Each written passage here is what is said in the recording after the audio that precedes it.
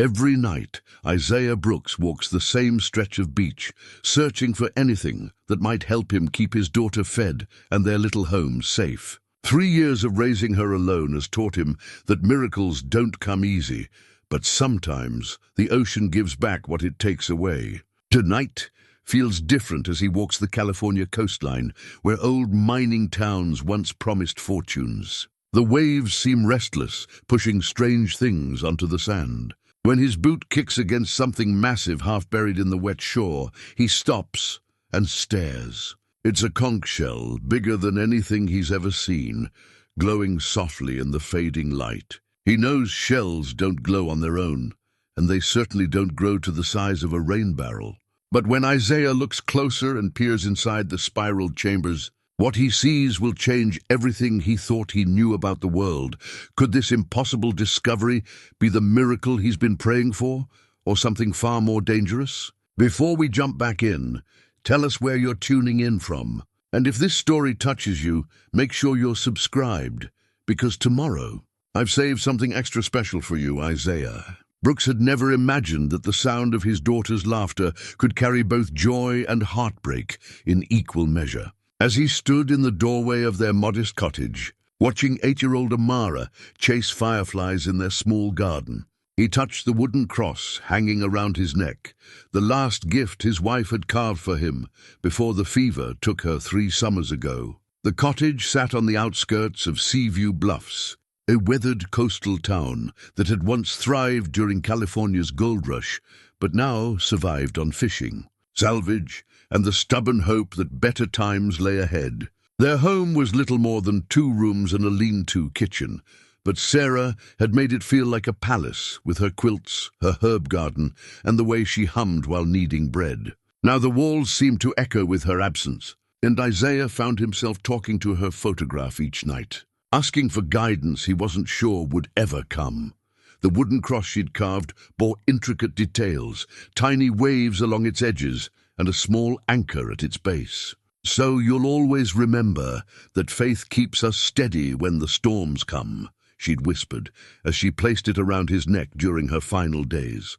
He'd worn it every day since, feeling its weight as both comfort and responsibility. Amara had her mother's quick mind and gentle spirit, but she'd inherited Isaiah's dark eyes and stubborn streak. At 8 years old, she asked questions that would challenge a preacher and drew pictures that seemed to capture things no child should know about.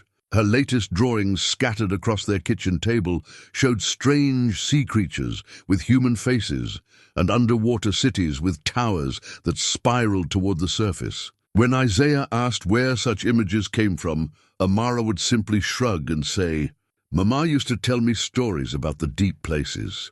Sarah had indeed filled their daughter's imagination with tales of mermaids and sea kings, of treasures guarded by ancient spirits and ships that sailed between the world of the living and the realm of dreams. Isaiah had once thought them harmless bedtime stories, but now he wondered if his wife had been preparing Amara for something he couldn't yet understand. The reality of their situation pressed down on Isaiah like the weight of deep water. His work at the harbor brought in barely enough to keep food on the table, and the recent downturn in shipping had reduced his hours to 3 days a week. The rent on their cottage was 2 months behind, and their landlord, Mr. Garrett, had made it clear that his patience was wearing thin. Garrett was a thin, sharp-faced man who owned half the properties in Seaview Bluffs and treated his tenants like livestock to be managed. He'd inherited the buildings from his father and viewed sentiment as a luxury he couldn't afford. "Business is business, Brooks," he'd said during his last visit, tapping his walking stick against their front porch. "I've got obligations to my own family." "You understand." Isaiah understood all too well. He'd worked the docks for 12 years, loading and unloading ships, mending nets, and doing whatever physical labor was needed. His hands were scarred from rope burns and splinters. His back ached from hauling cargo, but the work had provided steady income when Sarah was alive. Now, with fewer ships coming to port and younger men willing to work for less, he found himself competing for jobs that barely paid enough to survive. Their elderly neighbor, Mrs. Henley, had become something of a grandmother figure to Amara. But Isaiah knew the old woman lived on her late husband's small pension and couldn't offer financial help. She'd been in Seaview Bluffs for 40 years, arriving as a young bride and staying through good times and bad. Her cottage was smaller than theirs, but immaculately kept, with a garden that somehow produced vegetables year-round and a pantry that never seemed to empty. "That child has the gift," Mrs. Henley had told Isaiah just last week, nodding toward Amara as she played with a stray cat that had taken up residence in their yard, just like her mother did. Sarah could sense things about the ocean that the rest of us missed. Isaiah had dismissed such talk as old woman superstition, but he couldn't ignore the way seabirds flocked to Amara, or how she always seemed to know when storms were coming, hours before the clouds appeared. Sarah had possessed similar intuitions, often waking him in the night to secure their shutters before winds that hadn't yet begun to blow. Their evening routine had become sacred to Isaiah. After a simple dinner of whatever he could afford, usually bread, cheese, and vegetables from Mrs. Henley's garden, he would sit with Amara at their small table while she worked on her lessons. She was bright beyond her years, teaching herself to read from her mother's books and solving arithmetic problems that challenged children twice her age. The local schoolmaster, Mr. Whitmore, had offered to tutor her for free, recognizing her potential. But Isaiah worried about accepting charity. After lessons came story time, when Isaiah would do his best to continue Sarah's tradition of bedtime tales. He lacked his wife's gift for spinning yarns about magical kingdoms and talking animals, so he often found himself recounting stories his own father had told him, tales of brave sailors and distant lands, of men who faced impossible odds and found strength they didn't know they possessed. "Tell me about Mama's treasure stories," Amara would sometimes request. Curled up in her narrow bed with the quilt Sarah had sewn during her pregnancy.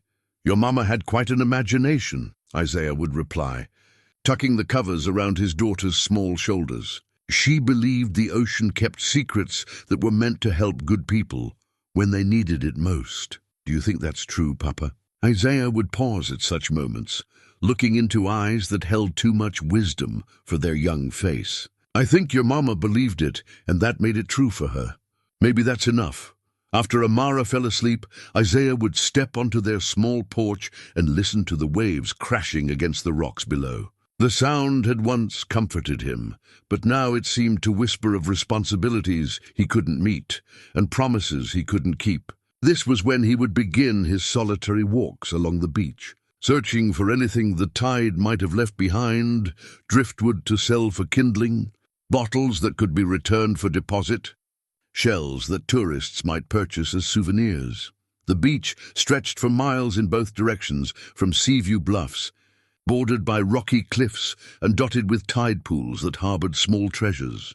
During the day, it hosted fishermen mending nets and children collecting shells. But at night it belonged to men like Isaiah, those who couldn't afford to waste any opportunity. No matter how small, he'd found useful things before: a waterlogged chest containing tools he could repair and sell, coins dropped by careless visitors, even a gold locket that had fetched enough money to buy Amara new shoes. The ocean took much from the people of Seaview Bluffs, claiming ships and sometimes lives. But it also gave back to those patient enough to search its offerings. The other night walkers nodded to Isaiah when their paths crossed, acknowledging their shared circumstances without needing to discuss them. There was old Pete, who collected bottles and cans with the dedication of a professional treasure hunter. There was Widow Martinez, who gathered seaweed to sell to the local doctor for his remedies. They were all members of an unofficial fraternity, bound together by necessity and the hope that tomorrow's tide might bring something better. As Isaiah stood in his doorway watching Amara play, the last light of sunset painting the sky in shades of gold and purple, he felt the familiar weight of uncertainty settling on his shoulders. In 3 days, Mr. Garrett would return for the rent money Isaiah didn't have. In a week, their credit at the general store would be exhausted. In a month, if nothing changed, they might find themselves homeless. dependent on charity from neighbors who had little to spare. But tonight, as the fireflies danced around his daughter and the ocean sang its eternal song beyond their cottage, Isaiah chose to focus on what remained rather than what was lost. Amara was healthy and bright and brave, qualities that no amount of hardship could diminish. The cottage still provided shelter, and Mrs. Henley's garden still yielded enough vegetables to supplement their meals. Tomorrow would bring another chance to find work, and the beach would offer another opportunity to discover something valuable among the treasures the sea was willing to share. "Papa, look!" Amara called out, pointing toward the horizon where a ship's lights twinkled in the distance. "Do you think they have stories to tell?" Isaiah joined his daughter in the garden, breathing in the salt air and the sweet scent of Mrs. Henley's jasmine. "Every ship has stories, little one. The question is whether we're ready to hear them," as if summoned by their conversation. A warm breeze carried the sound of distant music, probably from the tavern where sailors spent their shore leave. But for a moment it seemed to come from somewhere far older and more mysterious. Amara tilted her head, listening with the same intense concentration she brought to her lessons. "What do you hear, sweetheart?" "Mama's voice," she whispered, so quietly that Isaiah might have imagined it. "She says the ocean has a gift for us, but we have to be brave enough to accept it." Isaiah felt a chill that had nothing to do with the evening air. He knelt beside his daughter, studying her face in the fading light. What kind of gift? But Amara had already turned back to chasing fireflies, leaving her father with questions that would follow him to the beach and into whatever discoveries awaited in the darkness beyond their peaceful cottage. Isaiah returned home from his beach walk as the first rays of dawn painted the cottage walls with golden light. The massive conch shell proved too heavy to carry, so he'd marked its location with stones and planned to return with rope and a wheelbarrow. Sleep had been impossible after what he'd seen, or thought he'd seen, within those spiral chambers. The shell's glow had faded by the time he'd tried to examine it more closely, leaving him to wonder if exhaustion had played tricks on his mind. But the warmth he'd felt when touching its surface had been real, and the faint musical tone that seemed to emanate from within had followed him home like a half-remembered melody. Now, as he prepared breakfast for Amara, Isaiah found himself humming without realizing it. The same haunting tune that had whispered from the depths of the impossible shell. "You sound happy this morning." "Papa," Amara observed, appearing in the kitchen doorway with her hair tousled from sleep. She wore the simple blue dress Sarah had sewn for her 7th birthday, now shortened to accommodate her growth. "Do I?" Isaiah set down the bowl he'd been using to mix cornmeal for pancakes. "I suppose I am. Sometimes the ocean gives us reasons to hope." Amara tilted her head, studying her father with the intensity that always reminded him of Sarah. "Did you find something special on the beach?" Before Isaiah could answer, she had slipped past him and was peering out the kitchen window toward the shed where he kept his fishing gear and beach-walking supplies. "There's light coming from the shed, Papa. Pretty light, like in my dreams." Isaiah's hands stilled on the bowl.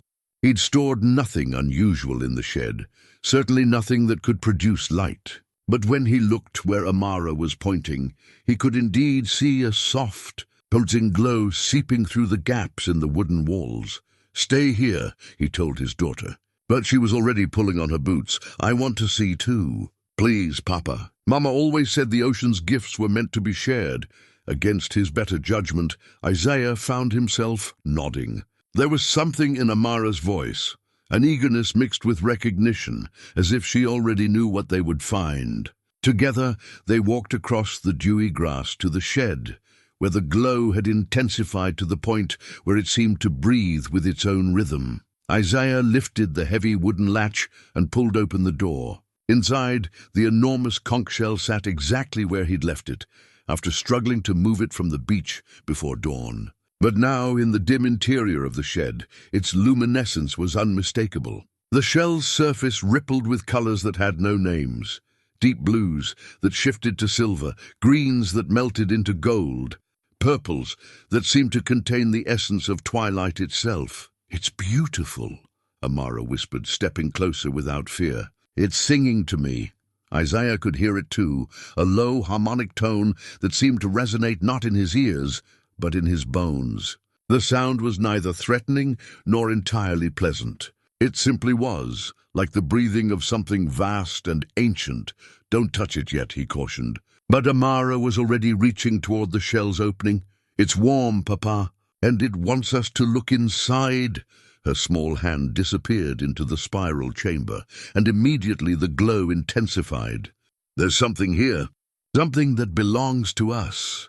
When she withdrew her hand, she held a pearl unlike anything Isaiah had ever seen. It was the size of a chicken egg and perfectly round, with a luminescence that made the shell's glow seem dim by comparison. The pearl's surface seemed to contain depth, as if looking at it was like peering into clear water that went down forever. "Let me see that," Isaiah said, extending his hand. The moment Amara placed the pearl in his palm, the world around them transformed. The shed walls seemed to dissolve, replaced by vast underwater vistas that stretched in all directions. Caverns carved from living rock opened before them, their walls lined with treasures that gleamed in the pearl's light. Sunken ships rested on sandy ocean floors, their holds spilling gold coins and jeweled artifacts. Ancient cities rose from the depths, their towers and domes intact despite centuries beneath the waves. But these weren't mere images. They were maps, detailed and three-dimensional, showing routes through underwater passages and markers indicating specific locations along the coast. Isaiah recognized familiar landmarks: the lighthouse point 2 miles north of town, the twin rocks where fishermen set their nets, the underwater ridge where ships sometimes ran aground during storms. "Do you see it too?" Amara asked, her voice filled with wonder.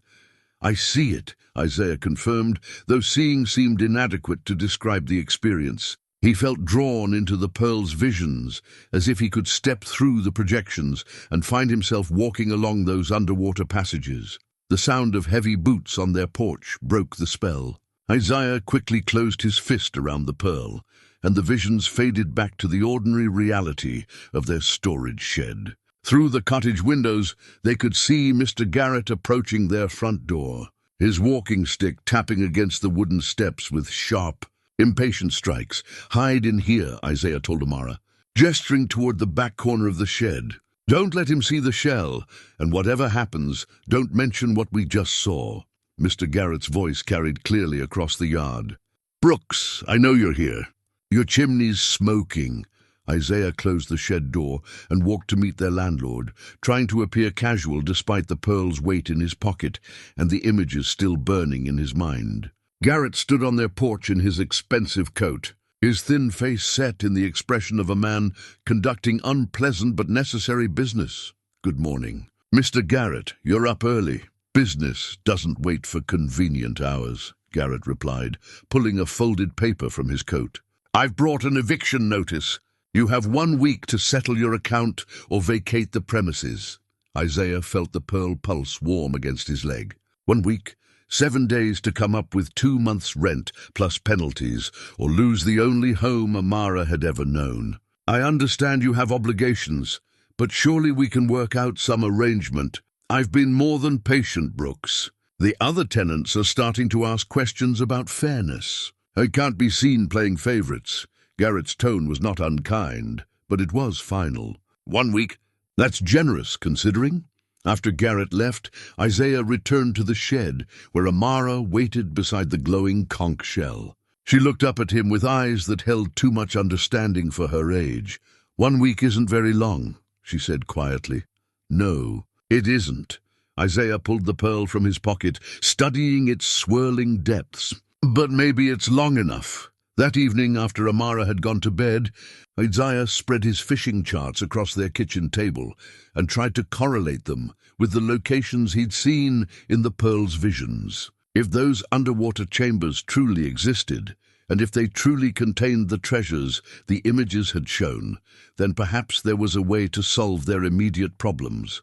The diving would be dangerous. The waters off Seaview Bluffs were cold and deep, with currents that could drag a man out to sea if he wasn't careful. But Isaiah had been swimming these waters since childhood, and desperation was a powerful motivator. He looked in on Amara before beginning his preparations. She lay sleeping with one of her strange drawings spread across her pillow, a picture of a man swimming through underwater passages toward a glowing chamber. In the drawing, the man wore a small cross around his neck. "Watch over us," Isaiah whispered, touching Sarah's carved cross. "If this is really your doing, help me do it right." The pearl pulsed warm in his hand, and for just a moment he could have sworn he heard his wife's voice carried on the night breeze. Some gifts require courage to claim, but they're worth the risk when love is your guide. Tomorrow would bring the first dive, and with it either salvation or disaster. But tonight, as Isaiah gathered the equipment he would need and studied the maps that existed nowhere but in the light of an impossible pearl, he chose to believe in miracles. The cove lay hidden behind a natural wall of sea-carved rocks, accessible only during low tide, when the water retreated far enough to reveal a narrow passage between the stones. Isaiah had passed this spot countless times during his beach walks, never suspecting that it held anything more than tide pools and resting seabirds. But the pearl's map had been precise, marking this exact location with a symbol that pulsed brighter than all the others. He'd left home before dawn, telling Amara he was going to look for work at the harbor, a half-truth that sat heavy in his stomach. The diving gear he'd borrowed from his friend Miguel felt clumsy and unfamiliar. Miguel worked the deeper fishing grounds and sometimes dove for abalone, but even he rarely ventured into waters this remote. "These currents are tricky," Miguel had warned when Isaiah asked to borrow the equipment. "Don't go alone and don't stay down too long. The ocean doesn't forgive carelessness." Now, standing waist-deep in the cove's surprisingly calm water, Isaiah understood why this place had remained hidden. The entrance was nearly invisible from the surface, marked only by a subtle difference in the water's color, a deeper blue that suggested greater depth. But when he put on Miguel's diving mask and peered beneath the surface, he could see the opening clearly, a perfect archway carved into the underwater rock face, large enough for a man to swim through comfortably. The pearl had shown him that this entrance led to air-filled chambers, but seeing the reality of diving into an unknown underwater passage made his heart race with more than just exertion. Sarah's cross felt heavy around his neck as he checked his equipment one final time. The water was shockingly cold when he submerged completely, but Isaiah pressed forward, following the beam of his waterproof lantern as it cut through the blue-green darkness. The passage was longer than he'd expected, sloping downward before curving back up toward what he prayed would be breathable air. His lungs were burning when he finally broke the surface in a chamber that defied every law of nature he understood. The walls glowed with their own soft light, emanating not from any visible source, but from the rock itself. Phosphorescent moss or some similar organism covered every surface, creating an underwater garden that seemed to breathe with gentle luminescence. But it was the altar at the chamber's center that stopped Isaiah's breath entirely. Carved from what appeared to be a single piece of black stone, it rose from the water-covered floor like a monument to something ancient and powerful. And embedded in its surface, just as the pearl had shown him, was a key. Not a key made of metal, but of living coral, branching and delicate, yet somehow radiating strength. As Isaiah approached, the coral key pulsed with warm light, as if recognizing his presence. When he reached out to touch it, the key came free from the stone, as easily as if it had been waiting for his hand. The coral felt warm and alive against his palm, pulsing with a rhythm that matched his heartbeat. And in that moment, Isaiah heard something that made him question his sanity, his wife's voice, clear and unmistakable, speaking directly into his mind. "The key opens what you need most," Sarah's voice whispered. "But remember, every door that opens also closes something behind you." Isaiah spun around, searching the glowing chamber, but he was alone with the coral key and his racing thoughts. Grief could play terrible tricks on the mind, he knew.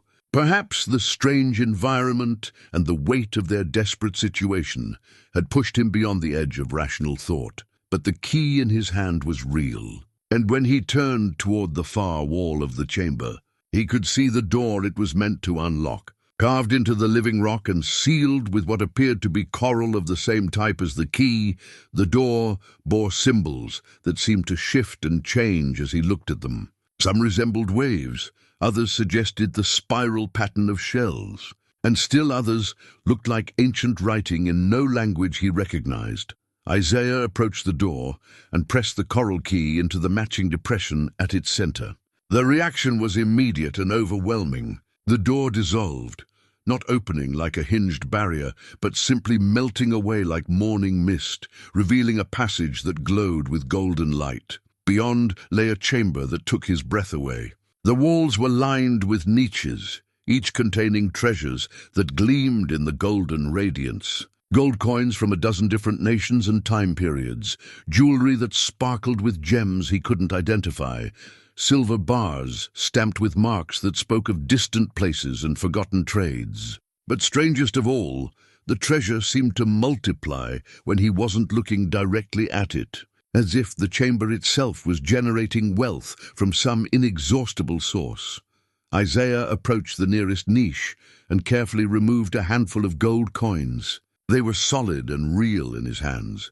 Spanish pieces of 8, Portuguese escudos, and coins bearing symbols he didn't recognize, but which felt ancient beyond measure. Even this small collection would be enough to pay their rent and buy supplies for months. But as he filled a waterproof bag with treasure, Isaiah couldn't shake the feeling that he was being watched. Not by hostile eyes, but by something patient and evaluating, as if the chamber itself was taking his measure. The coral key in his other hand continued to pulse with warm life, and he found himself speaking aloud to the listening darkness. "I'm not greedy," he said, his voice echoing off the glowing walls. "I just need enough to keep my daughter safe, to give her the life her mother wanted for her." The golden light seemed to pulse in response, and Isaiah could have sworn he heard something like approval in the chamber's otherworldly silence. He took what seemed reasonable, enough to solve their immediate problems without being excessive, and sealed the bag carefully. The swim back to the surface felt easier than the descent, as if friendly currents were guiding him toward the sunlight.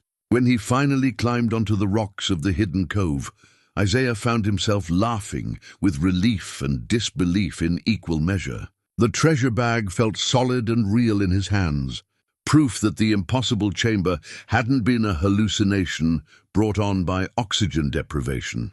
But as he prepared to leave the cove, Isaiah noticed something that chilled him despite the warm morning sun. His footprints in the wet sand were glowing with the same phosphorescent light he'd seen in the underwater chamber, and the coral key in his pocket pulsed with increasing intensity the farther he walked from the water's edge. Whatever he'd found beneath the waves, whatever ancient power had chosen to reveal itself to him, it was clear that their relationship was just beginning. The coral key had opened more than just a door. It had opened a path that might lead to salvation, or something far more dangerous. As Isaiah hurried home to Amara, the treasure bag secure in his pack and questions multiplying in his mind, he couldn't shake Sarah's whispered warning, "Every door that opens also closes something behind you." He was beginning to understand that some gifts from the ocean came with prices that weren't immediately apparent, and that the true cost of their salvation might be more than he was prepared to pay. 3 successful dives had yielded enough treasure to transform their circumstances completely. Isaiah paid their back rent to a startled Mr. Garrett, restocked their pantry, and even purchased new clothes for Amara. But with each dive, the underwater realm revealed new mysteries that challenged everything he thought he understood about the world. The coral key had opened 4 different chambers, each more elaborate than the last. Some contained gold and silver, others held precious gems or artifacts whose origins he couldn't begin to guess. But in the deepest chamber he'd yet discovered, Isaiah found something that troubled him far more than any amount of treasure, A compass, unlike any navigational instrument he'd ever seen. The compass was made of what appeared to be polished whalebone, with a face that showed not magnetic directions, but symbols that shifted and changed as he watched. Most unsettling of all, when Isaiah held it, the needle didn't point north. It pointed toward whatever he was thinking about most intensely. When he thought of home, it pointed toward Seaview Bluffs. When he thought of danger, it spun wildly. And when he allowed his mind to drift toward memories of Sarah, the compass needle pointed toward the deepest, unexplored sections of the underwater complex. But strangest of all was the compass's voice, not heard with his ears, but speaking directly into his thoughts in tones that were unmistakably Sarah's. The compass had begun whispering to him during his latest dive, offering guidance that was both helpful and deeply disturbing. "The treasure is not what it seems," Sarah's voice had murmured as he filled another bag with gold coins. "It's a test, beloved. A way of measuring what you truly value." "What do you mean?" Isaiah had spoken aloud, his words creating bubbles that rose toward the chamber's phosphorescent ceiling. "Look deeper. Follow where the compass points when you think of our daughter's future. But be prepared for what you might find." Now, sitting at their kitchen table after Amara had gone to bed, Isaiah studied the compass by lamplight. Its bone surface was warm to the touch, and the symbols on its face seemed to move with the rhythm of breathing. When he focused his thoughts on Amara's well-being, the needle pointed steadily toward the ocean, indicating depths he hadn't yet explored. The problem was that their sudden prosperity hadn't gone unnoticed. Mrs. Henley had begun asking pointed questions about Isaiah's improved fishing luck, and other townspeople were starting to speculate about the source of the Brooks family's newfound wealth. More concerning still, Isaiah had noticed unfamiliar faces around Seaview Bluffs, rough-looking men who asked too many questions about local diving conditions and underwater salvage opportunities. Amara had changed as well. The pearl's influence seemed to grow stronger each day, even when it remained safely locked in Isaiah's chest. She'd begun speaking of dreams, where she swam alongside sea creatures that spoke to her in languages she somehow understood.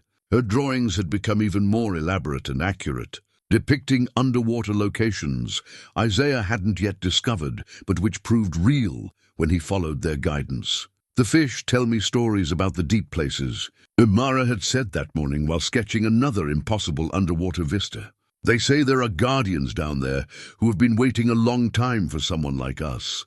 Someone like us. People who understand that the ocean gives gifts to those who need them most. But the fish also say we have to be careful. There are others who want what we found, people who don't understand about sharing and sacrifice. As if summoned by their conversation, a knock at their door interrupted Isaiah's brooding.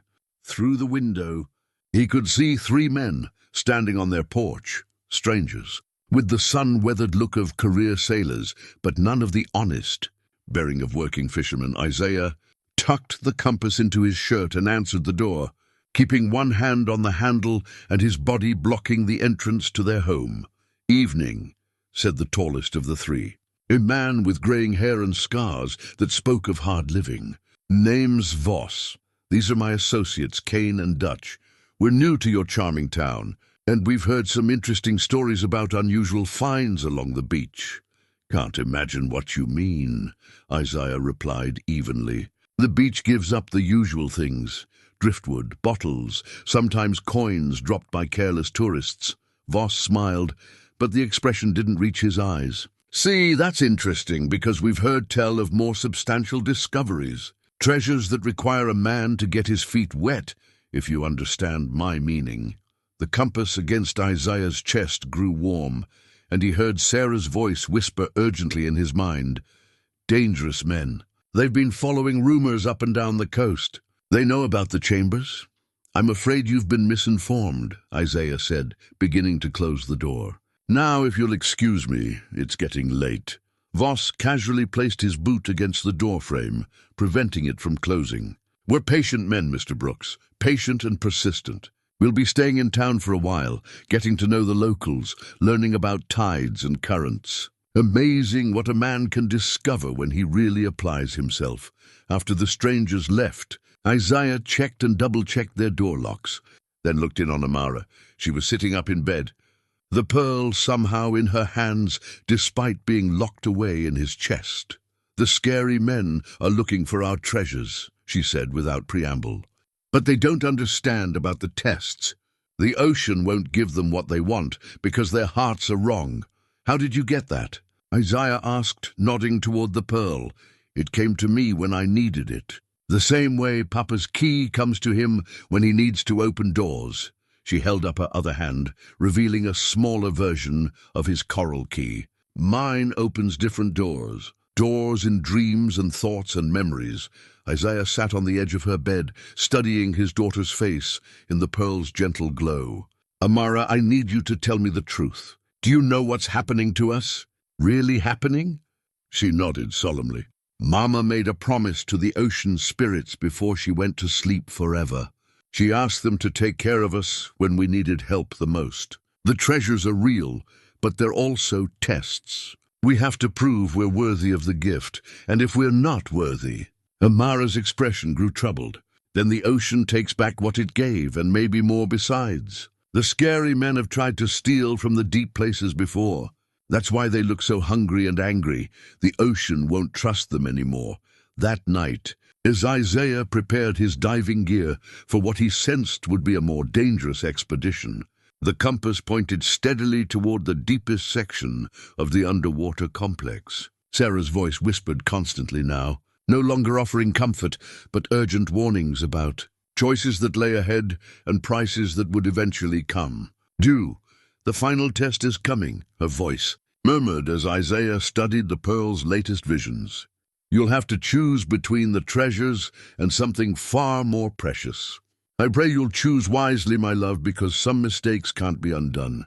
Outside their cottage, the waves crashed against the rocks with unusual violence, as if the ocean itself was preparing for a confrontation that would determine not just Isaiah and Amara's fate, but the fate of anyone foolish enough to challenge the ancient powers that guarded the deep places. The confrontation Isaiah had dreaded finally arrived on a grey morning when the ocean seemed too calm and the seabirds refused to venture far from shore. Amara had woken from troubled dreams, clutching both the pearl and her small coral key, her eyes wide with knowledge that no 8-year-old should possess. "We can't keep secrets anymore." "Papam," she said as they sat at their breakfast table. "The ocean told me that honesty is part of the test. If we don't trust each other completely, we'll lose everything." Isaiah set down his coffee cup, studying his daughter's serious expression. The past 2 weeks of diving had changed him in ways he was only beginning to understand. The treasures were real enough. Their cottage now contained enough gold and gems to secure their future for generations. But each dive brought new revelations that challenged his grasp on reality. "What do you need me to tell you, sweetheart?" "Everything. About the voices you hear in the deep chambers. About the way your hands glow for hours after you touch the coral key. About the dreams where Mama shows you things that haven't happened yet." Amara's voice was steady, but Isaiah could see the fear beneath her composure. "And I need to tell you about the memory shell." "What memory shell?" Instead of answering, Amara led him to the beach where the morning tide had left its usual collection of kelp and driftwood. But nestled among the ordinary debris was another impossible gift from the depths, a conch shell smaller than the giant one in their shed, but no less remarkable. This one was deep purple and black, with silver markings that seemed to move when viewed peripherally. "I found it yesterday while you were diving," Amara explained, picking up the shell with familiar ease. "When I hold it to my ear, I don't hear the ocean. I hear memories, the last thoughts and feelings of people who used to own the treasures you've been bringing home." Isaiah felt his blood chill. "What kind of memories?" "Sad ones, mostly. Men who found the chambers before us, but who couldn't pass the tests. They started as good people, Papa, but the treasures changed them, made them greedy and suspicious and cruel. The ocean had to take back what it gave them, and sometimes She paused, struggling with concepts too mature for her years. Sometimes it had to take more than just the treasures. "Show me," Isaiah said, though every instinct told him he didn't want to know. Amara held the memory shell to her ear, and immediately her expression shifted, becoming older and harder. When she spoke, her voice carried traces of an accent Isaiah didn't recognize. "Such beautiful gold," she whispered, her eyes unfocused. "More than I ever dreamed possible. But it's not enough, is it? There are deeper chambers, greater treasures. My family will want for nothing once I claim it all." Her expression twisted with sudden anguish. "No, the water's rising too fast. The chambers are flooding. I can't find the way out. The key, where did I leave the coral key?" Amara lowered the shell, blinking as her own personality reasserted itself. "That was Captain Rodriguez. He found the chambers about 15 years ago, but he got lost in the deep places when he tried to take more than he needed. His ship is still down there, Papa. I've seen it in the Pearl's visions." Isaiah sank to his knees in the wet sand, overwhelmed by the implications. "How many others?" "7 that I know of, maybe more. The memory shell doesn't hold everyone, just the ones who were important enough to leave strong impressions." Amara sat beside him, her small hand finding his. "But Papa, they all made the same mistake. They forgot that the treasures were gifts, not rewards. They started thinking they deserved everything they could take."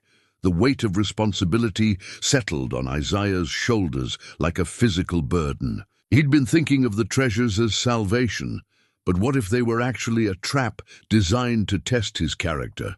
What if Sarah's death had been part of some cosmic plan to put him and Amara in this exact situation? "There's something else," Amara continued. "The scary men, Voss and his friends, they know about the other treasure hunters. They've been following the rumors for years, trying to find someone who could lead them to the chambers. They think you're their best chance." As if summoned by her words, voices carried across the beach. Voss and his companions were approaching, moving with the casual confidence of men who'd decided subtlety was no longer necessary. But they weren't alone. A fourth man walked with them, someone Isaiah recognized with a sinking heart. "That's Miguel," Isaiah whispered. "My friend who lent me the diving gear." Miguel looked ashamed, but determined as the group reached them. "I'm sorry, Isaiah. They made me an offer I couldn't refuse. My family needs the money." Voss smiled his cold smile. "Mr. Brooks, we seem to have reached an impasse. You have something we want, and we have something you need, namely, your friend's continued good health and your family's peace of mind." Isaiah stood slowly, placing himself between the men and Amara. "What do you want?" "Simple partnership," Voss replied. "You guide us to the source of your recent prosperity. We split the proceeds fairly. Everyone wins, and if I refuse?" Voss shrugged. "Then we'll find our own way to the treasures. We've done it before in other places. The process can be somewhat disruptive to local communities." The memory shell in Amara's hands began to glow, and Isaiah heard Sarah's voice speaking urgently in his mind through the compass. "He's lying about partnership. They mean to take everything and eliminate witnesses, but the ocean is watching. The final test is beginning." "I need time to consider your offer," Isaiah said carefully. "Of course. 24 hours should be sufficient." Voss turned to leave, then paused. "Oh, and Mr. Brooks, that's a lovely daughter you have. Children can be so vulnerable in a rough place like this. I'd hate for anything unfortunate to happen." After they left, Isaiah gathered Amara close, his mind racing through possibilities. The underwater chambers had shown him wonders beyond imagination, but they'd also trapped and killed men who let greed override wisdom. Now he faced a choice that would determine not only his and Amara's fate, but potentially the fate of everyone Voss threatened. "What do we do, Papa?" Amara asked. Isaiah looked out at the ocean, where the unusual calm was beginning to give way to choppy waters that suggested a coming storm. The coral key in his pocket pulsed with warm insistence, and for the first time since this all began, he thought he understood what Sarah had been trying to prepare him for. "We do what your mother would have done," he said finally. "We protect what matters most, no matter the cost." The memory shell in Amara's hands whispered with the voices of the lost. But beneath their warnings, Isaiah heard something else, the sound of deep waters stirring, as if ancient powers were awakening to judge the worthiness of all who would claim their gifts. That evening brought the first real storm Seaview Bluffs had seen in months. But Isaiah knew it was no natural weather. The waves crashed against the shore with unusual violence, and the wind carried sounds that had nothing to do with moving air, whispers in languages that predated human civilization, and beneath it all, the deep thrumming of something vast, awakening in the ocean's depths. Isaiah had made his decision during the long afternoon of preparation. If Voss wanted access to the underwater chambers, he would have to earn it the same way Isaiah had, by proving his worth to whatever ancient powers guarded the deep places. But first, Isaiah needed to understand exactly what he was dealing with. The storm bottle had been waiting in the deepest chamber he'd yet discovered, a crystalline vessel no larger than his fist that contained what appeared to be a miniature tempest. Swirling clouds moved within its transparent walls, and occasional flashes of lightning illuminated tiny raindrops that fell upward rather than down. When Isaiah had first touched it, the bottle had grown warm, and the storm within had stilled, as if recognizing his presence. Now, as he prepared for what might be his final dive, the storm bottle pulsed with urgent energy. Sarah's voice spoke to him constantly through the compass, no longer offering cryptic warnings, but clear instructions about what he needed to do to protect Amara and the townspeople from Voss's greed. The bottle contains more than weather, her voice explained as Isaiah checked his diving equipment. It holds the power to command the ocean itself, but only for those the sea deems worthy. Use it wisely, beloved. The test judges not just your actions, but your intentions. Amara sat beside him in the shed, the memory shell and pearl spread before her like tools of divination. Her connection to the artifacts had grown so strong that she no longer seemed entirely like a normal child. There was an otherworldly awareness in her eyes that reminded Isaiah painfully of Sarah during her final days. "The storm isn't natural, is it?" she asked, though her tone suggested she already knew the answer. "No, sweetheart. I think the ocean is responding to the presence of dangerous men. It's trying to protect the chambers, but it's also testing us," Amara added. "The memory shell shows me what happens next, not exactly, but possibilities. In some of the visions, you use the storm bottle to drive away the bad men. In others," she shuddered, "in others, the power changes you the way it changed the treasure hunters who came before." Isaiah knelt beside his daughter, taking her small hands in his scarred ones. "I won't let that happen. Whatever power these artifacts hold, I'm only borrowing it to keep you safe. Promise me, Papa. Promise that if the treasures start to change you, you'll give them back to the ocean. I promise." But even as he spoke the words, Isaiah felt the storm bottle's influence tugging at his thoughts. The power it contained was intoxicating. The ability to command wind and wave, to protect those he loved from any threat. It would be so easy to use that power not just against Voss, but against anyone who might threaten their newfound security. Mr. Garrett would never dare demand rent again. The townspeople who whispered about their sudden wealth would learn to mind their own business. The temptation was so strong that Isaiah almost missed the sound of approaching footsteps. But Amara's sharp intake of breath alerted him, and through the shed's small window, they could see lights moving across the beach despite the howling storm. "They're not waiting until tomorrow," Isaiah realized. "Voss is making his move tonight. He brought more men," Amara whispered, her eyes wide with fear. "I count at least 8 lights." Isaiah made a decision that went against every protective instinct he possessed. "I want you to go to Mrs. Henley's cottage. Tell her what's happening and stay with her until this is over. I'm not leaving you. Papa, this isn't a request, Amara. What I'm about to do, the power I'm about to use, it's dangerous for anyone to be near. The memory shell has shown you what happens to men who can't handle the ocean's gifts. I won't risk you being hurt if I lose control." Reluctantly, Amara gathered the pearl and memory shell. But as she prepared to leave, She turned back with an expression of profound seriousness. The storm bottle isn't the most powerful artifact, Papa. There's something deeper, something the memory shell calls the heart of the deep. Voss knows about it. That's what he's really after. Before Isaiah could ask more questions, his daughter had slipped out into the storm, her small form quickly swallowed by the driving rain and supernatural darkness. Isaiah watched until he was sure she'd reached Mrs. Henley's cottage, then turned his attention to the approaching lights. Voss's voice carried over the wind, shouting orders to his men as they spread out along the beach.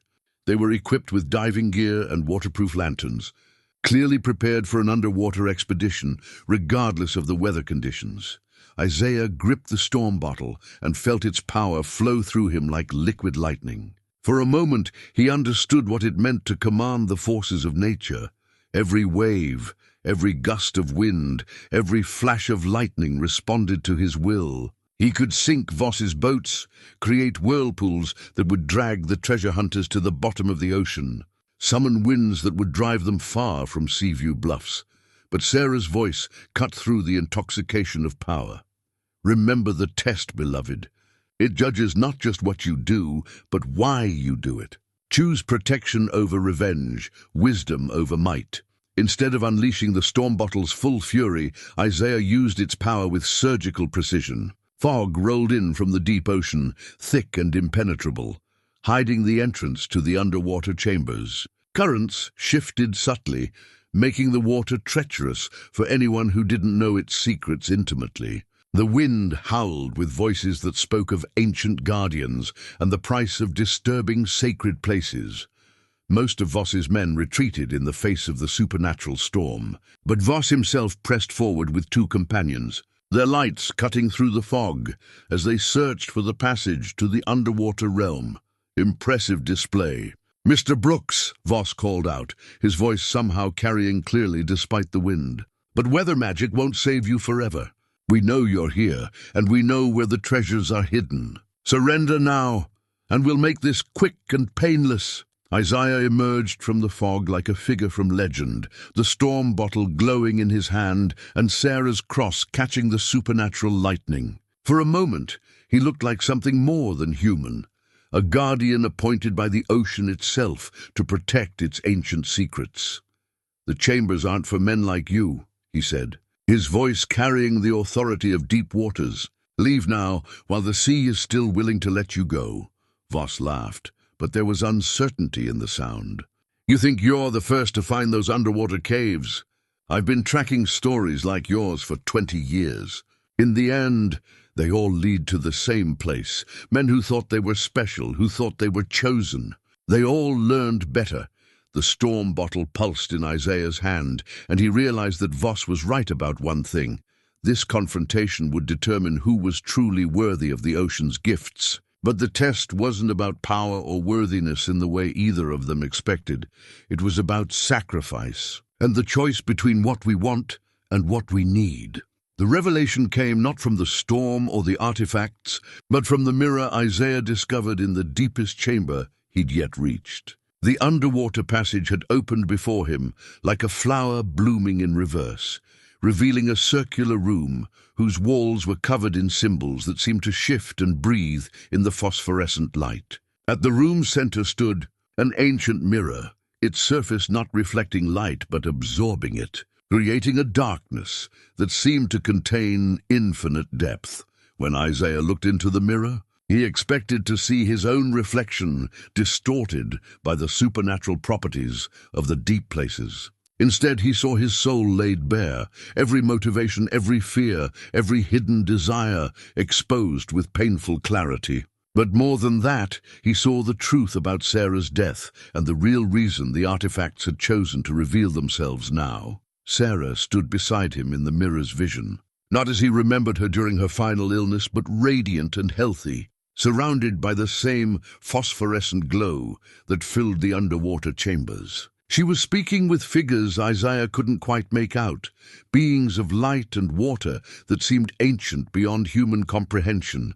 "Please," the vision of Sarah was saying, "my family will need protection when I'm gone. Isaiah is a good man, but desperation can change anyone. If you could test him, guide him toward wisdom rather than letting him stumble into the same traps that claimed the others. The beings of light seemed to consider her request. When they spoke, their voices harmonized like ocean waves. The compact requires sacrifice, daughter of the land. What will you offer in exchange for your family's protection? Tastigins. Sarah's response hit Isaiah like a physical blow. My remaining years. Let me go quickly, so Isaiah and Amara won't have to watch me suffer. Let my death serve a purpose beyond simple loss. The mirror showed Isaiah the moment of agreement. The way Sarah's life force flowed into the ocean itself, becoming part of the ancient power that guarded the deep places. Her sacrifice had purchased not treasure, but opportunity, the chance for Isaiah to prove himself worthy of protection, and for Amara to inherit gifts that went far beyond gold and silver.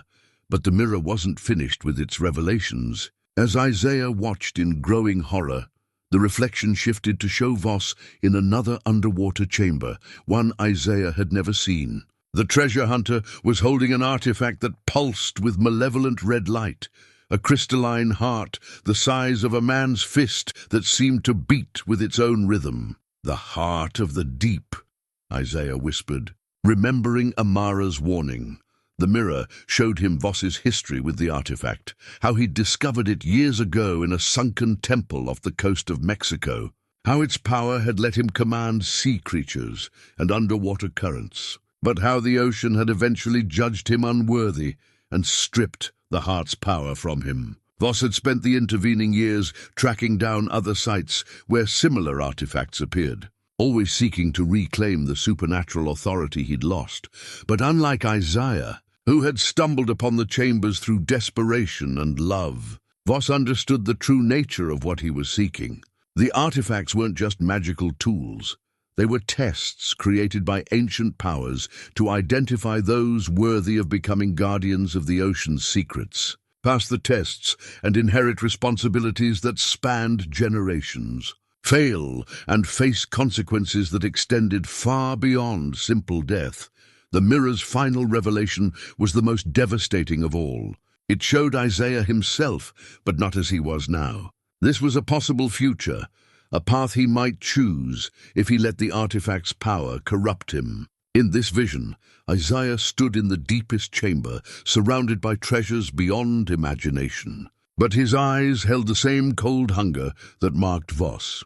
Amara cowered in the corner, aged beyond her years and broken by her father's transformation into the very thing he'd sought to protect her from. No, Isaiah said aloud, his voice echoing in the mirror chamber. That's not who I am. That's not who I'll become. But the mirror seemed to respond to his denial with dark amusement, showing him flashes of the other treasure hunters who had made similar declarations. Captain Rodriguez, claiming he only needed enough gold to secure his family's future.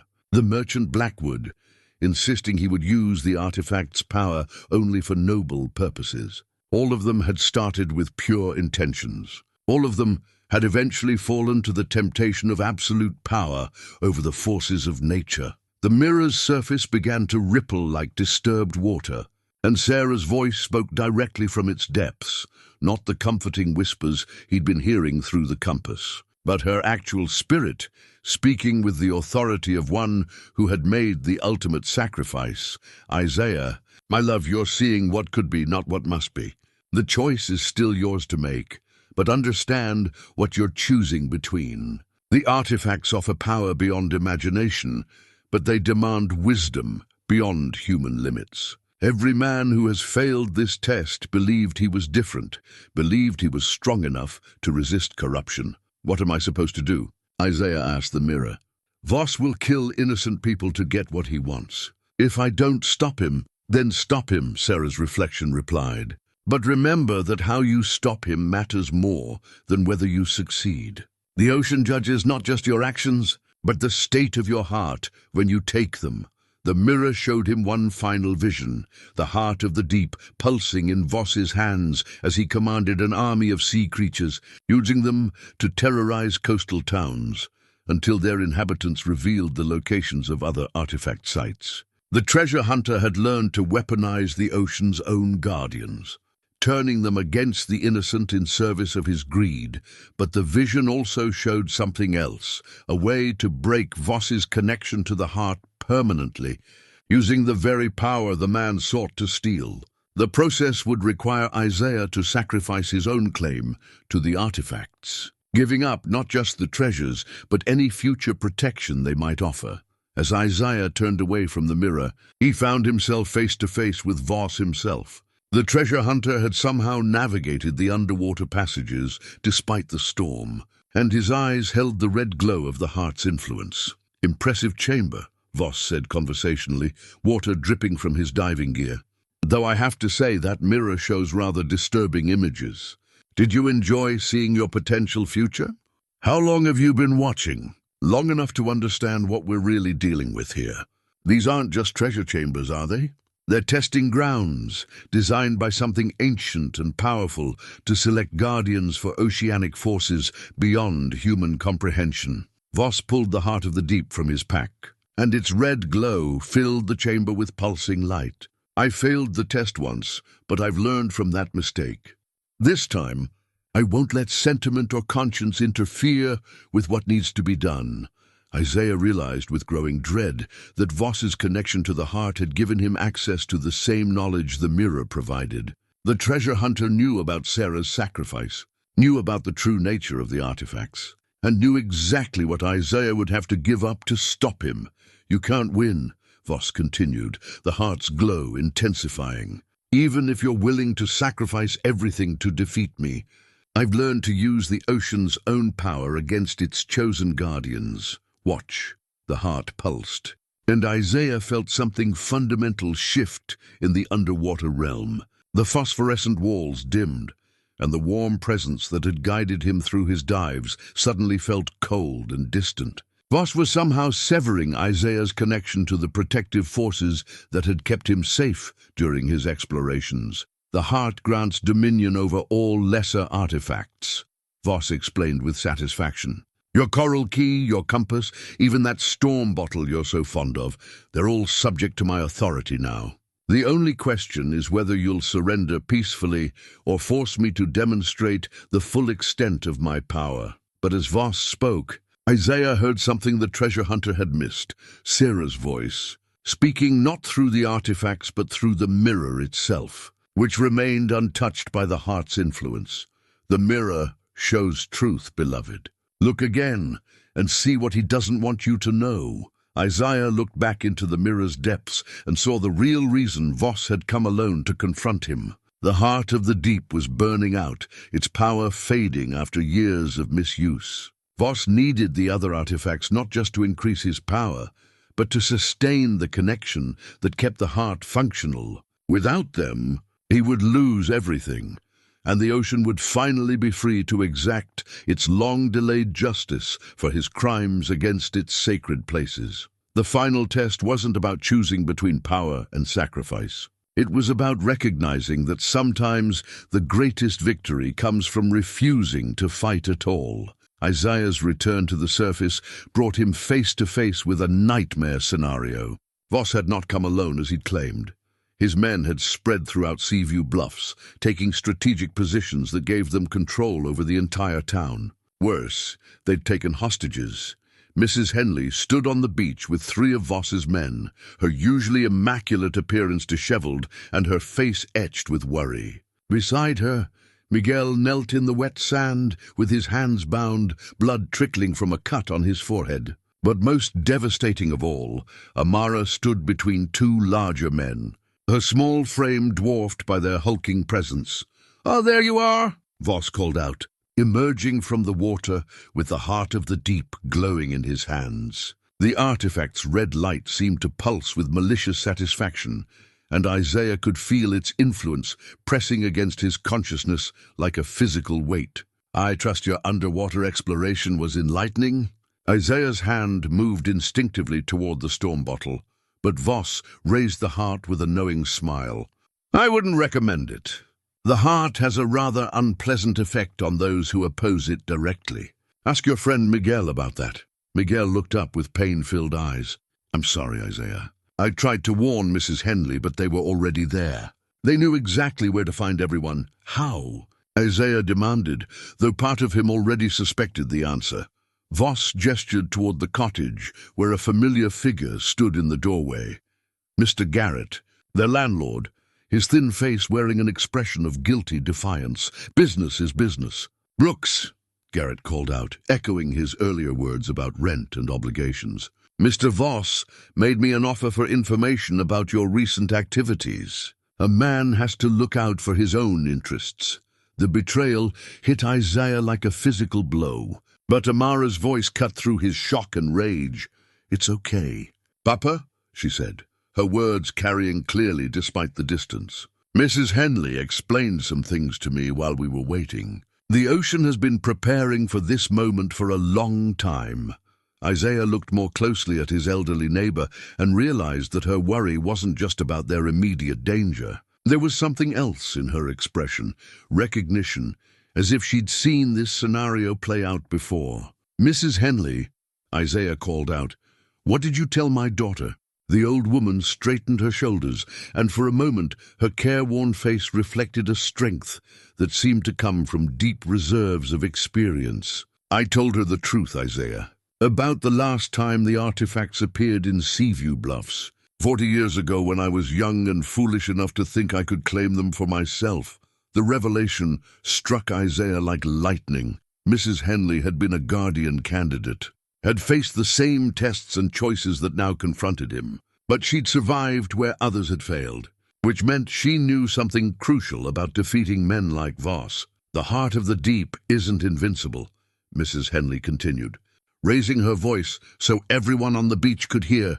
It draws its power from the bearer's connection to the ocean, but that connection can be severed if the bearer is proven unworthy through their own actions. Voss's expression darkened. Foolish old woman, you had your chance 40 years ago and threw it away for sentiment and weakness. I won't make the same mistake. You already have, Mrs. Henley replied with quiet certainty.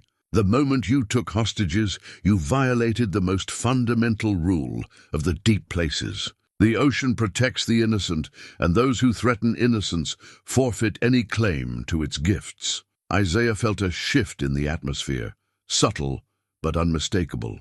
The storm that had been raging overhead began to change, its chaotic winds organizing into purposeful patterns. The waves grew higher and more regular, as if the ocean itself was awakening to address the violation of its sacred laws. But Voss seemed oblivious to the changes. His attention focused entirely on the immediate tactical situation. Enough talk. Mr. Brooks, you have something I need. Access to the deeper chambers where the most powerful artifacts are hidden. The Trident of Tides, if I'm not mistaken, based on the symbols I saw in that mirror chamber.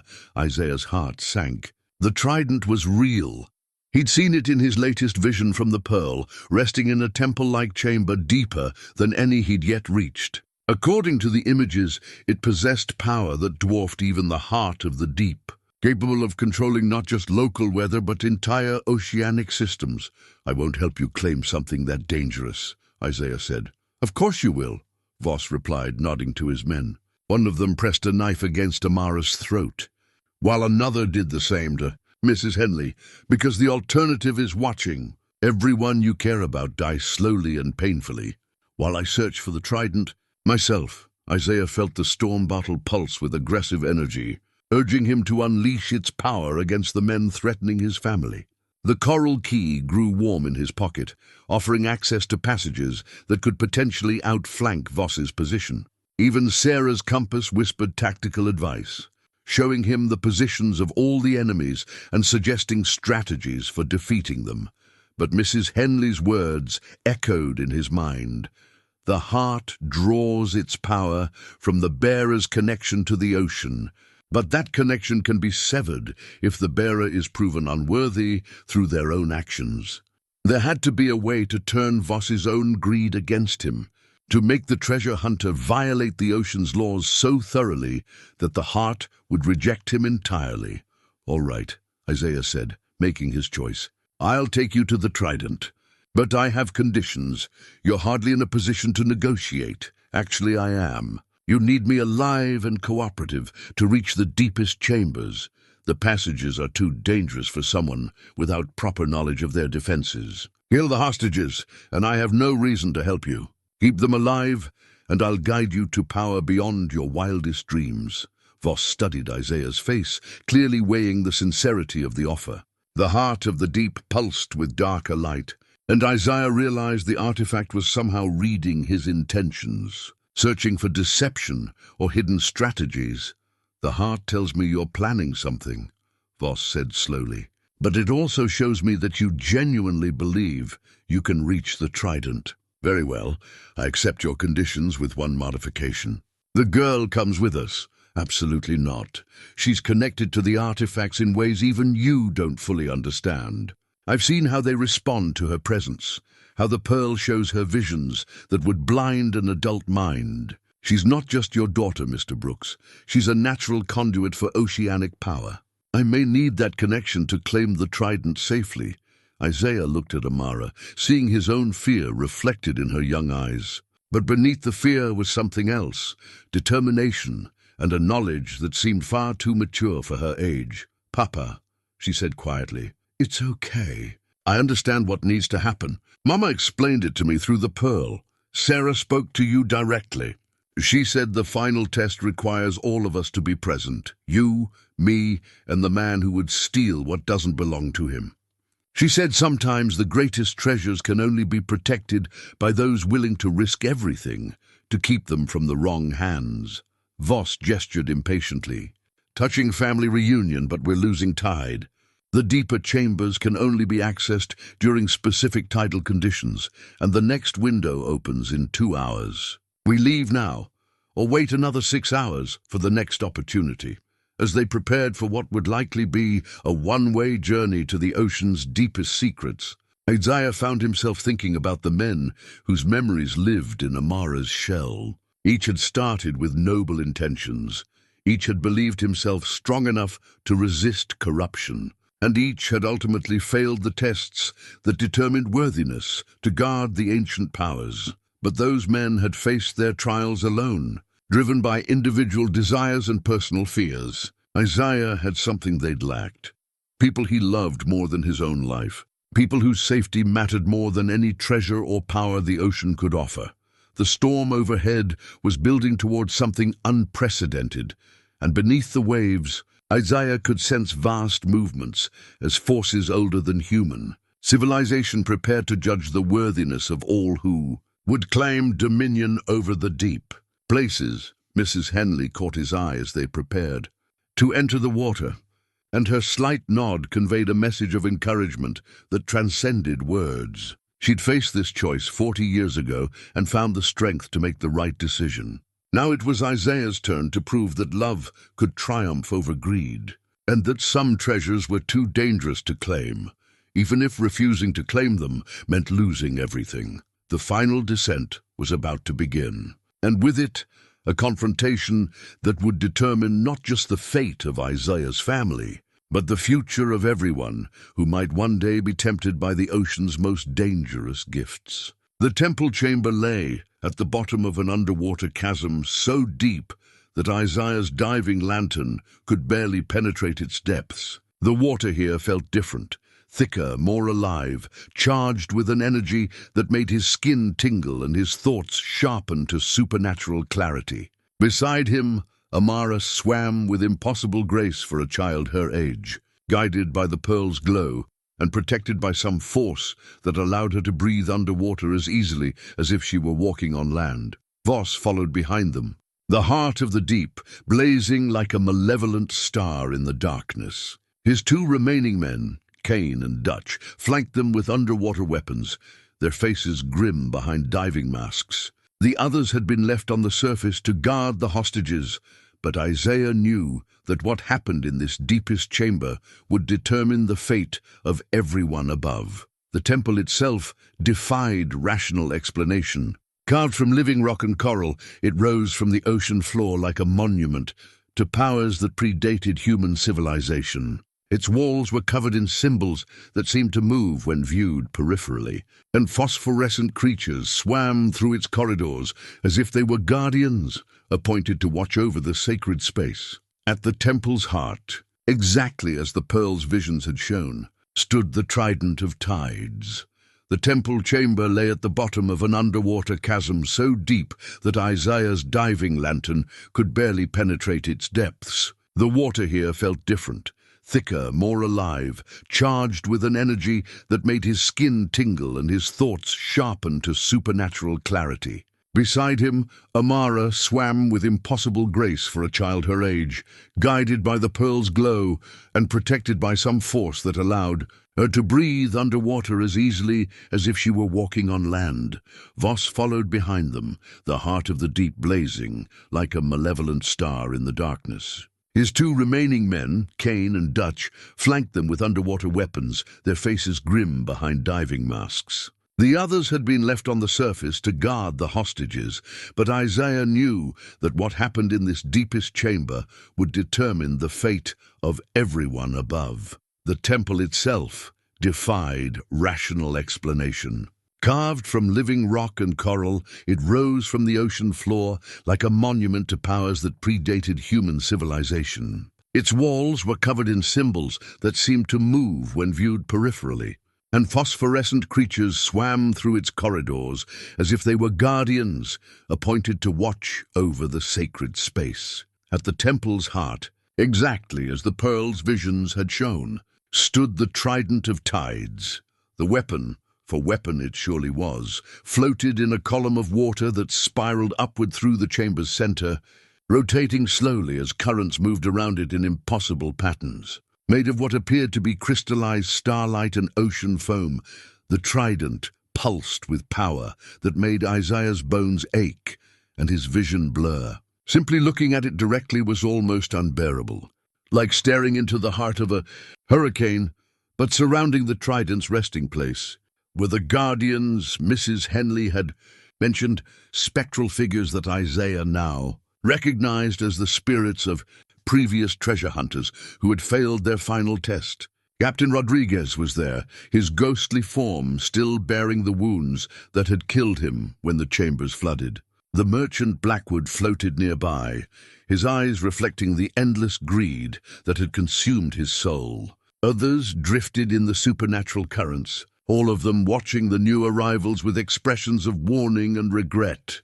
"Magnificent," Voss breathed, his voice carrying clearly through the water thanks to some property of the temple itself. 40 years I've searched for power like this. 40 years of following rumors and legends, of watching lesser men stumble upon treasures they were too weak to properly claim. Isaiah felt the coral key pulse against his chest, and Sarah's voice whispered urgently through the water, "The spectral guardians aren't just warnings, beloved. They're the final test. The trident will only accept a bearer who understands that some power is too dangerous to wield." Voss raised the heart of the deep, and its red glow intensified until it competed with the trident's own radiance. "Stand aside, Brooks. You've served your purpose by guiding me here. Now watch while I claim what should have been mine decades ago."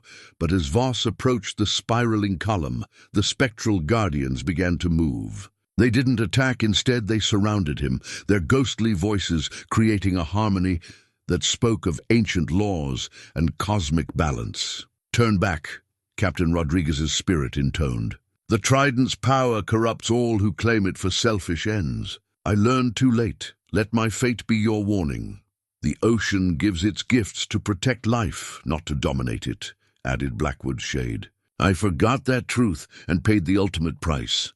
Voss laughed, the sound harsh and discordant in the temple's sacred space. "The warnings of failures and cowards mean nothing to me. I've already mastered one artifact of the deep places. The trident will simply expand my authority." He pushed through the spectral guardians as if they were made of smoke, reaching toward the rotating weapon. But the moment his fingers touched its crystalline surface, everything changed. The trident didn't reject him, it accepted him completely, flooding Voss with power beyond imagination. Isaiah watched in horror as the treasure hunter's form began to change, his human features elongating and shifting as oceanic forces reshaped him into something that could contain such vast energy. His eyes became whirlpools, his skin took on the texture of storm clouds, and when he spoke, His voice carried the authority of tsunamis and hurricanes. "Finally," the transformed Voss intoned, raising the trident above his head. "Finally, I have the power to reshape the ocean itself. No more begging for scraps from ancient guardians. No more following the arbitrary rules of beings too weak to use their own gifts properly." The temple began to shake as Voss tested his new abilities. Water currents reversed themselves, and the phosphorescent creatures that had lived in harmony with the chamber fled in terror. Above them, Isaiah could sense massive changes in the ocean's surface, waves rising to impossible heights, currents shifting in ways that would devastate shipping lanes for thousands of miles. But Amara swam forward, the pearl blazing in her small hands with light that challenged even the trident's radiance. "You don't understand," she said, her young voice somehow carrying the wisdom of ages. "The trident doesn't grant power, it grants responsibility. The ocean isn't yours to reshape. It belongs to all life, and those who would abuse it forfeit any right to its gifts." Voss turned the trident's fury toward the child, but something extraordinary happened. Instead of being destroyed by the weapon's energy, Amara seemed to absorb it, her form briefly becoming as spectral and powerful as the guardians who surrounded them. "You're not just my daughter," Isaiah realized with dawning wonder. "You're Sarah's legacy, the guardian she was meant to become before she chose to sacrifice herself for our protection." The final confrontation was about to begin. But now Isaiah understood that he wasn't the one being tested. The ocean had been preparing Amara for this moment since birth, training her through dreams and visions to become the guardian that Voss could never be, someone who understood that true power lay not in domination, but in protection. The final artifact revealed itself as Voss's transformation reached its peak, the anchor of sacrifice, embedded in the temple floor where Isaiah hadn't noticed it before. Unlike the other treasures, this one seemed to absorb light rather than emit it, creating a darkness that felt solid and purposeful. As Voss wielded the trident's power with increasing violence, reshaping the ocean currents above them into weapons of mass destruction, Isaiah understood what the anchor represented. It was the escape clause, the way to end the magical cycle that had claimed so many lives over the centuries. But using it would require giving up everything, not just the treasures, but any future connection to the power that had saved his family. "The anchor can break the cycle," Sarah's voice whispered through the water, speaking now not through artifacts, but directly from the realm where her spirit resided. "But only if someone willingly sacrifices their claim to the deep places forever. The ocean demands a guardian who can choose love over power, even when that choice costs them everything they've gained." Amara floated beside the anchor, her small hands tracing its dark surface. "It's what Mama was trying to teach us, isn't it, Papa? Sometimes the greatest victory is knowing when to let go." Above them, Voss had become something monstrous, his human form completely consumed by the trident's energy. He commanded armies of sea creatures now, turning them against each other in displays of casual cruelty. Whales sang songs of pain as he forced them to dive beyond their limits. Schools of fish writhed in agony as he compressed them into dense living projectiles. "This is what dominion truly means," Voss roared, his voice creating whirlpools with its force. "Not the timid stewardship preached by weaklings, but absolute authority over every living thing in the ocean. I will reshape the very continents if I choose." The spectral guardians tried to intervene, but their ghostly forms were no match for the trident's unleashed power. One by one, Voss banished them, condemning their spirits to dissolution rather than the peaceful rest they had earned through their warnings to others. "Enough," Isaiah said, grasping the anchor of sacrifice with both hands. "This ends now." The anchor was heavier than anything he'd ever lifted, but not because of physical weight. It carried the accumulated hopes and dreams of everyone who had ever sought the ocean's gifts, the regrets of those who had failed its tests, and the sacrifices of those who had chosen wisdom over power. As Isaiah lifted it from the temple floor, he felt every treasure he'd claimed being drained of its supernatural properties. The coral key grew cold in his pocket. The storm bottle's miniature tempest stilled. Even the compass that had carried Sarah's voice fell silent, its bone surface cracking as the magic left it forever. But most painful of all was watching Amara's expression as she realized what her father was choosing. The pearl in her hands dimmed, and her supernatural abilities began to fade, leaving her once again a frightened 8-year-old girl alone in an impossible situation. "Papa, no," she whispered. "If you use the anchor, we'll lose everything. We'll be poor again. Mr. Garrett will throw us out of our home. We'll have nothing." "We'll have each other," Isaiah replied, raising the anchor higher. "That's more than nothing. That's everything that really matters." Voss sensed what was happening and turned the trident's full fury toward Isaiah. The water around them superheated, threatening to boil them alive. Pressure waves crushed the temple's coral walls, and creatures from the deepest trenches rose to answer the transformed guardian's call for destruction. But the anchor absorbed every attack, its dark surface drinking in the trident's energy like a sponge. With each assault Voss launched, the anchor grew heavier and more solid, until Isaiah could barely hold it upright. "You fool!" Voss screamed, his human features completely lost now in a swirl of storm and sea. "You're destroying power that could reshape the world. We could have been gods. Gods don't make good fathers," Isaiah replied, and drove the anchor deep into the temple's foundation. The effect was immediate and catastrophic. Every artifact in the ocean's possession began to lose its supernatural properties simultaneously. The trident in Voss's hands crumbled to sand, and his transformed body began to revert to human form, but a human form that had been stretched beyond its natural limits by forces too great for mortal flesh to contain. Voss's screams of rage transformed into cries of agony as his body collapsed in on itself. The spectral guardians, freed from his dominion, surrounded him with expressions of grim satisfaction. "The ocean has judged you unworthy," Captain Rodriguez's spirit intoned. "Join us now in eternal service, and perhaps you can earn redemption through warning others as we have tried to warn you." But Voss fought against his fate even as his physical form dissolved. His spirit, twisted by decades of greed and violence, refused the peaceful servitude offered by the other guardians. Instead, he sank into the deepest parts of the ocean, condemned to drift alone in the crushing darkness of the abyssal plains.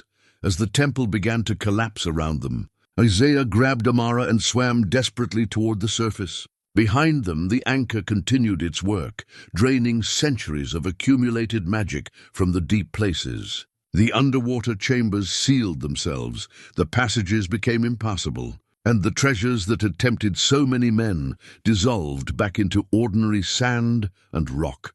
They broke the surface just as the final earthquake shook the ocean floor, sealing the temple forever beneath tons of rock and coral.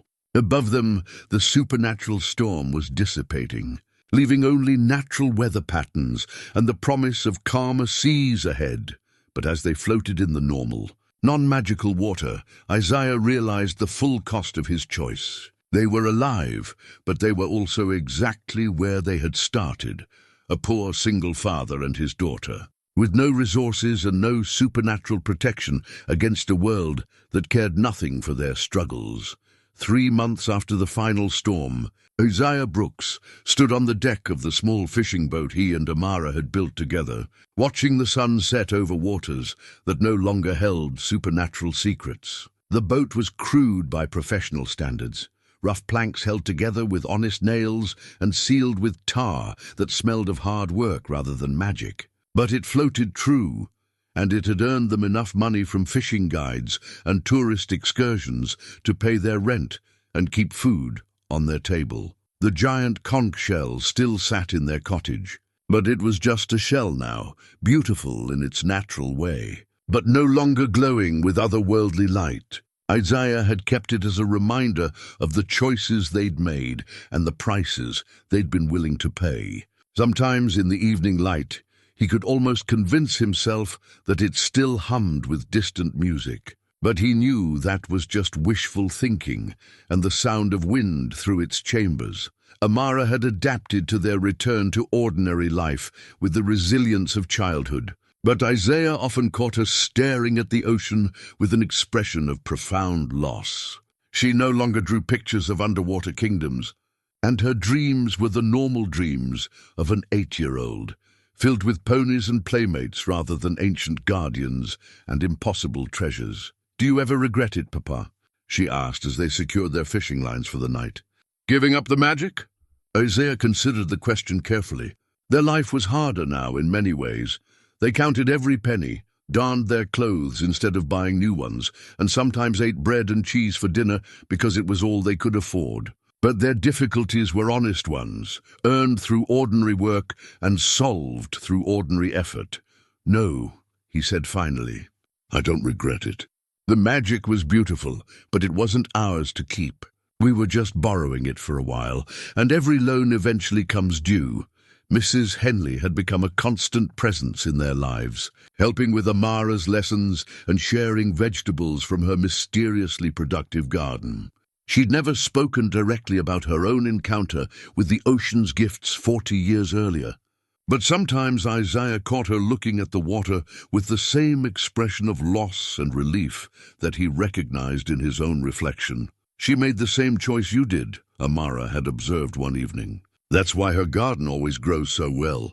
She gave up the big magic to keep the small magic, the kind that helps things grow and makes people happy." Miguel had forgiven Isaiah for the dangers his treasure hunting had brought to the town, and their friendship had actually grown stronger through the shared trial. He'd helped build their boat, contributing skills Isaiah lacked, and refusing any payment beyond occasional shared meals and stories told by lamplight. Even Mr. Garrett had undergone a transformation of sorts. Shamed by his role in Voss's scheme and haunted by what might have happened to innocent people, he'd reduced their rent to a manageable level and found ways to help other struggling families in town. He would never be a warm man, but he'd learned to be a just one.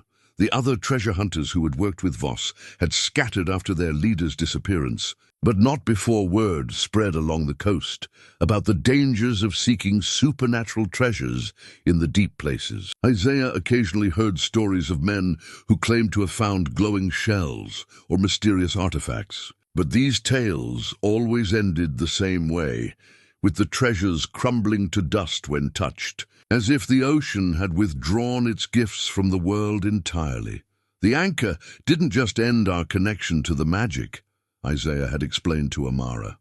It ended everyone's connection. No one else will have to face the temptations we faced, or pay the prices we were asked to pay, as they sailed their simple boat back to Seaview Bluff's small harbor. Isaiah reflected on the changes in their relationship. The crisis had forced them to trust each other completely, sharing secrets and fears that most fathers and daughters never discussed. Amara had seen him at his most desperate and most courageous, while he had witnessed her supernatural wisdom and her very ordinary childhood fears. They talked more now, about everything from fishing techniques to memories of Sarah. Amara asked questions about her mother that Isaiah had been avoiding for 3 years, and in answering them, he found that the pain of loss had transformed into something more sustainable. Not the sharp agony of fresh grief, but the deep, abiding love that transcends physical presence. "Mama's still with us," Amara had said one evening as they worked together to repair their nets. "Not in the magic way, but in the important way. Every time you choose to be brave instead of scared. Every time I choose to be kind instead of mean. That's Mama helping us remember who we want to be." Their cottage felt different now, smaller in some ways, but more genuinely theirs. The treasures had made it feel temporary, as if they were visitors in someone else's life. Now with furniture, they'd repaired themselves, and decorations Amara had made from shells and sea glass. It felt like home, in a way it never had when filled with supernatural gold. The wooden cross Sarah had carved still hung around Isaiah's neck, but its weight no longer felt like a burden. Instead, it reminded him of the faith that had sustained them through their greatest trial. not faith in magic or supernatural intervention, but faith in each other and in the power of love to overcome even impossible odds. As they tied their boat to the dock and gathered their modest catch of fish, Isaiah caught sight of their reflection in the harbor's calm water. Father and daughter, tired from honest work, planning a simple dinner and an evening of shared stories.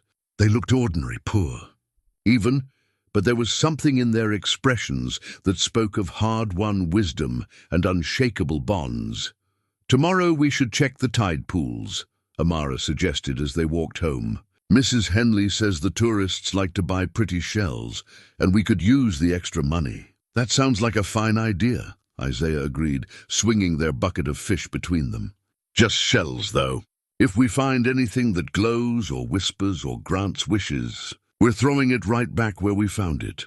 Amara laughed, the first completely carefree laugh Isaiah had heard from her since before Sarah's death. It was a sound worth more than all the treasures in the ocean's deepest places, a reminder that some gifts are too precious to risk and too important to lose.